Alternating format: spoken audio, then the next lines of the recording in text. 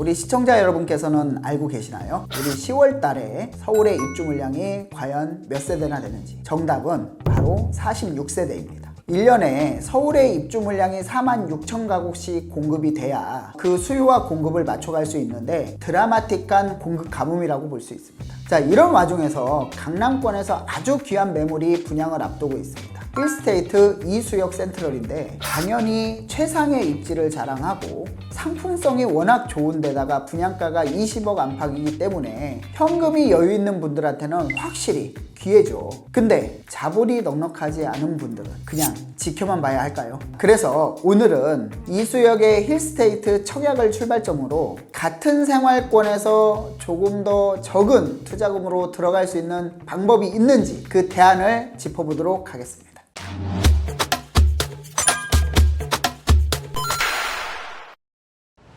안녕하세요. 투자의 시작을 설계하는 부동산 채널 이충민의 부말리입니다. 이번에 청약을 앞둔 힐스테이트 이수역 센트럴의 입지에 대해서 설명을 좀 드리겠습니다. 이수역 하면은 누구나 잘 아시겠지만 지하철 7호선과 4호선 더블 역세권에 위치해 있습니다. 지하철 4호선은요 강남권을 통과해서 강북권인 건대까지 통과를 하고요. 그 다음에 지하철 7호선 같은 경우에는 업무 지역에 확대가 되고 있는 용산, 서울역 일대를 관통하게 됩니다. 그래서 지하철 역세권이면서 바로 인접해 있기 때문에 교통의 최상급지다 라고 말씀드릴 수 있고요. 단지 정보를 잠깐 살펴보면은 11개 동에 25층으로 1000세대 가까이 되는 그런 대단지 규모로 공급이 될 예정에 있고요. 44제곱미터부터 84제곱미터까지 170세대가 일반 분양분으로 청약이 나오게 됩니다. 10월 2일날 입주자 모집 공고가 있고요. 10월 10일날 본청약이 진행이 됩니다. 당첨자 발표는 10월 22일에 있을 예정이니 현금을 보유하고 계신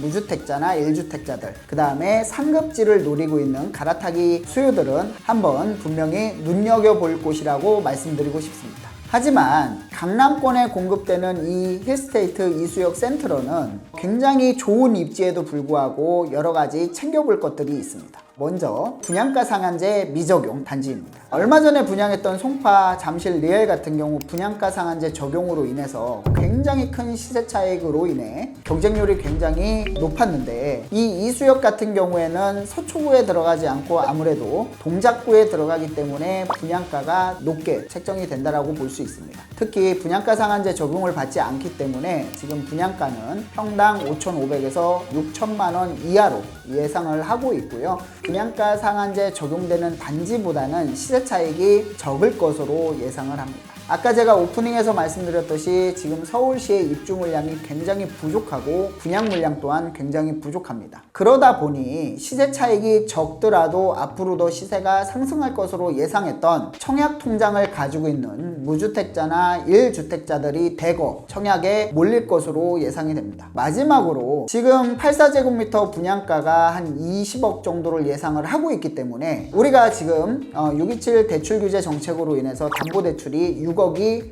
최상위선이라고 볼 수 있습니다. 6억 이상은 대출이 안 나오기 때문에 현금이 최소 14억 이상 가지고 계신 분들이 청약이 가능하기 때문에 일반적으로 소액을 가지고 계시거나 월 소득이 높더라도 목돈이 없으신 분들은 청약이 불가능한, 그래서 점점 더 양극화가 벌어지는 이런 단점이 있습니다. 힐스테이트 이수역 센트럴 같은 경우에는 입지적인 측면이나 지리적인 측면, 분양가 측면 여러 가지를 봤을 때 실거주자들한테는 상당히 인기가 있을 것으로 예상이 되는데 과연 투자 관점에서 봤을 때는 이만한 수익률이 나는 매물들이 다른 지역에는 없을까? 다른 물건은 없을까? 생각해 본다면 여러 가지 방안을 고민해 볼 필요가 있습니다. 이수역 인근에 같은 생활권이면서도 충분히 새 아파트 입주를 할 수 있는 입주권, 그러니까 서울에서 정비사업을 추진하는 지역들이 몇 군데 있습니다. 그 중에서도 서울 도심권에는 정비사업을 완화해서 용적률 인센티브를 줘서 공급을 늘리겠다, 확대 방안이 나와 있었고요. 그리고 서울시 오세훈 시장은 규제 철폐를 계속하면서 정비사업에 대해서 굉장히 큰 공을 들이고 있습니다. 그러면 이수역 힐스테이트 센트럴과 같은 위치에 있으면서 같은 생활권을 누리면서 향후에 아파트를 받을 수 있는 정비 사업지 과연 어디가 있을까요? 2021년부터 모아타운과 신속통합기획구역이라는 새로운 정비 사업을 만들어서 굉장히 많이 빠르게 추진을 하고 있습니다. 신속통합기획구역은 재개발의 일종으로 그 재개발의 절차를 모두 다 따르지 않고 서울시 조례로 절차를 간소화해서 정비 사업을 좀 신속하게 추진해서 입주까지 빠르게 진행을 하겠다라는 게 신속통합기획구역입니다. 그래서 다시 이수역 일대로 돌아와서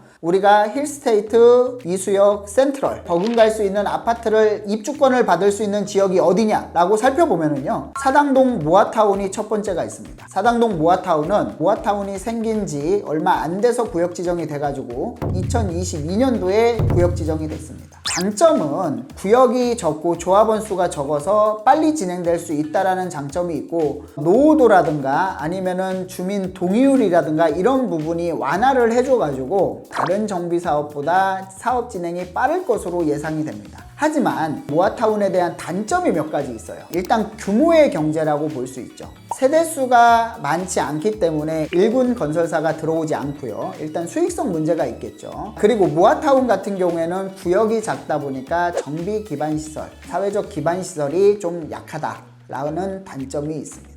두 번째, 이수역 인근에서 봐야 될 부분들이 올해 2월 달에 신속통합기획구역 후보지로 지정된 구역입니다. 사당 15구역과 16구역이 있습니다. 이 지역 같은 경우에는 모아타운보다 당연히 범위는 넓겠죠. 그리고 기반시설의 확충이 충분히 필요한 지역입니다. 규모의 경제 면에서 조합원들한테 추가 부담금이 모아타운보다는 훨씬 더 부담이 덜할 것으로 예상이 되고요. 올해 2월 달에 후보지 지정을 한 만큼 빠르게 구역 지정이 되고 사업 절차가 빠르게 진행될 것으로 예상을 합니다. 내가 이 상급지의 지역에 아파트를 지금 들어갈 수는 없지만 아파트를 들어갈 수 있는 권리를 미리 가져가신다면 훨씬 더 미래지향적인, 그리고 아파트보다 훨씬 더 수익률이 큰 그런 결과가 되지 않을까 싶습니다.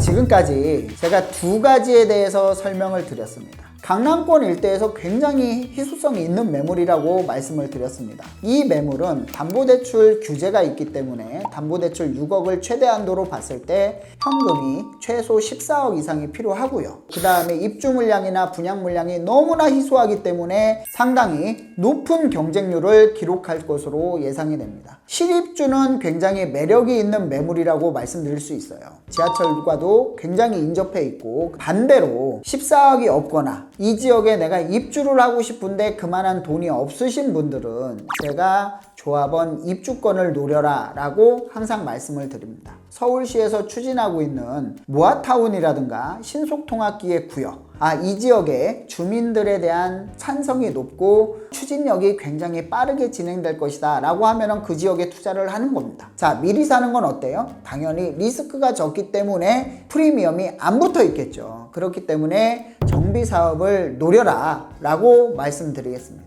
여기서 모아타운과 신속통합기획구역을 궁금해하시는 분들이 계실 텐데 간단하게 생각하시면 될 것 같습니다. 모아타운 같은 경우에는 원래 가로주택 정비사업, 소규모 재개발 사업이라고 보는데, 이런 소규모 구역을 몇 군데 모아서 연번을 받아서 하는 거고요. 신속통합기획구역 재개발 같은 경우에는 우리가 기존에 했던 재개발 방식하고 똑같습니다. 하지만 절차를 간소화시켜서 입주를 좀 빨리, 착공을 좀 빨리 하겠다라는 게 신속통합기획구역이다 라고 말씀드리겠습니다. 나는 소규모 단지여도 괜찮다 라고 하시는 분들은 모아타운도 사실상 괜찮은 투자처인 건 맞습니다. 하지만 나는 1군 브랜드와 대단지를 선호한다 라고 하면은 아무래도 신속통합기획구역으로 투자의 방향을 정하시는 것이 바람직하다라고 말씀드리겠습니다. 오늘 말씀드린 부분을 당장 가가지고 사라는 건 아니에요. 앞으로 우리가 투자에 있어 주목해야 되고 그 다음에 하나씩 준비해야 할 곳이라는 겁니다. 부동산은 단순히 돈만이 아니라 시간, 자금, 그리고 삶의 질까지 고려해야 합니다. 그래서 부동산 투자는 차근차근 준비하는 자만이 성공할 수밖에 없습니다. 이충민의 부말리는 될 만한 곳에 사업성과 리스크를 숫자로 해부합니다. 여러분의 투자 여정을 함께하는 채널 이충민의 부말리가 되겠습니다. 감사합니다.